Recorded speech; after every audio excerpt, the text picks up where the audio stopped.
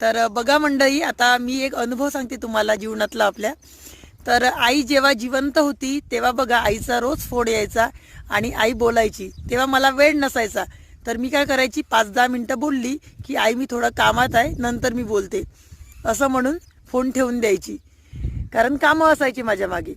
तर पण कसं झालं माहिती आहे का, आता आई नाही आहे तरी सुद्धा वेळ तर नाहीच आहे, आत्ताही वेळ नाही आहे तरी सुद्धा माहिती आहे का, रोज संध्याकाळी झोपायच्या वेळी कुठे ना कुठे आईची कमी भासते मला.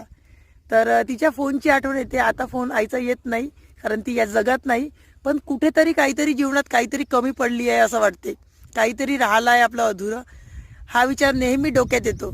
तर म्हणून सांगते मंडळी, वेळ ही आजची वेळ ही उद्या येत नाही, कारण आज आई आहे तर उद्या आहे ही गॅरंटी नाही.